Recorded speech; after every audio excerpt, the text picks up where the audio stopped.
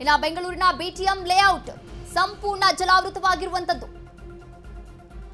ಮನೆಗಳಿಗೆ ಅಪಾರ ನೀರು ನುಗ್ಗಿದೆ, ಅವಾಂತರ ಸೃಷ್ಟಿ ಮಾಡಿದೆ.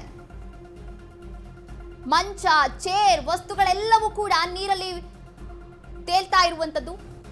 ಇನ್ನ ಮನೆಗೆ ನುಗ್ಗಿದಂತಹ ನೀರನ್ನ ಹೊರಹಾಕಲು ಮನೆಯ ಸಿಬ್ಬಂದಿಗಳು, ಮನೆಯ ಕುಟುಂಬಸ್ಥರು ಇನ್ನ ಹರಸಾಹಸವನ್ನ ಕೂಡ ಪಡ್ತಾ ಇರುವಂತದ್ದು. ಮನೆಗಳಿಗೆ ಅಪಾರ ನೀರು ನುಗ್ಗಿ ಅವಾಂತರ ಸೃಷ್ಟಿಯಾಗಿರುವಂತದ್ದು. ಮನೆಯಲ್ಲಿ ಇರ್ತಕ್ಕಂಥ ಜನರು ಸಂಪೂರ್ಣವಾಗಿ ಸಾಕು ಪರಿಸ್ಥಿತಿ ಎನ್ನುವಂತಹ ಒಂದು ಪರಿಸ್ಥಿತಿಗೆ ತಲುಪಿರುವಂಥದ್ದು. ಎಸ್, ನೀವು ಕೂಡ ದೃಶ್ಯಾವಳಿಗಳಲ್ಲಿ ಗಮನಿಸಬಹುದಾಗಿದೆ. ಇಡೀ ಮಂಚ ಆಗಿರ್ಬೋದು, ಸೋಫಾ ಸೆಟ್ ಆಗಿರ್ಬೋದು, ಎಲ್ಲವೂ ಕೂಡ ನೀರಿನಿಂದ ಆವೃತವಾಗಿರುವಂಥದ್ದು. ಇನ್ನು ಬಕೆಟ್ನಲ್ಲಿ ತಂದು, ಅಂದರೆ ಮನೆಯೊಳಗೆ ಇರುವಂತಹ ನೀರನ್ನು ಬಕೆಟ್ನಲ್ಲಿ ತಂದು ಹೊರಗಡೆ ಹಾಕುವಂತಹ ಪ್ರಯತ್ನವನ್ನು ಕೂಡ ಮಾಡ್ತಾ ಇದ್ದಾರೆ. ಆದರೆ ಹೊರಗಡೆಯೂ ಕೂಡ ಅದೇ ಪರಿಸ್ಥಿತಿ ಇರುವಂಥದ್ದು. ನೀರು ನಿಂತಲ್ಲೇ ನಿಂತಿದೆ.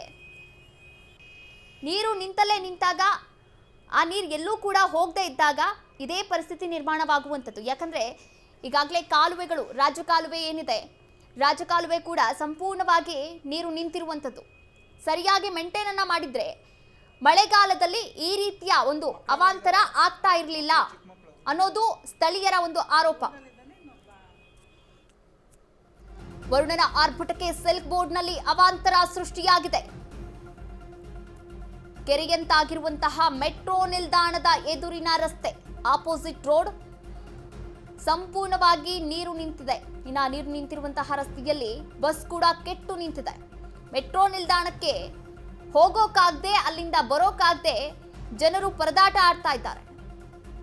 ವರುಣನ ಆರ್ಭಟಕ್ಕೆ ಸಿಲ್ಕ್ ಬೋರ್ಡ್ನಲ್ಲಿ ಅವಾಂತರವೇ ಸೃಷ್ಟಿಯಾಗಿರುವಂಥದ್ದು. ಸಿಲ್ಕ್ ಬೋರ್ಡ್ ಮೆಟ್ರೋ ಸ್ಟೇಷನ್ನ ಆಪೋಸಿಟ್ ಇರುವಂತಹ ರೋಡ್ನಲ್ಲಿ ನೀರು ನಿಂತಿದೆ. ಇದರಿಂದ ಬಸ್ ಕೂಡ ಒಂದು ಕೆಟ್ಟು ನಿಂತಿರುವಂಥದ್ದು. ಇದರಿಂದ ಮೆಟ್ರೋ ನಿಲ್ದಾಣಕ್ಕೆ ಹೋಗೋಕ್ಕೂ ಆಗದೆ, ಮೆಟ್ರೋ ನಿಲ್ದಾಣದಿಂದ ಹೊರಬರೋಕ್ಕೂ ಆಗದೆ ಪ್ರಯಾಣಿಕರು ಪರದಾಡ್ತಾ ಇದ್ದಾರೆ ಎನ್ನುವಂತಹ ಮಾಹಿತಿ ಕೂಡ ಲಭ್ಯವಾಗ್ತಾ ಇರುವಂಥದ್ದು. ಇಡೀ ಬೆಂಗಳೂರು, ಇಡೀ ರಾಜಧಾನಿ ಬೆಂಗಳೂರಿನಲ್ಲಿ ಒಂದೇ ಮಳೆಗೆ ರಸ್ತೆಗಳು ಹೊಂಡಗಳಂತಾಗಿರುವಂಥದ್ದು.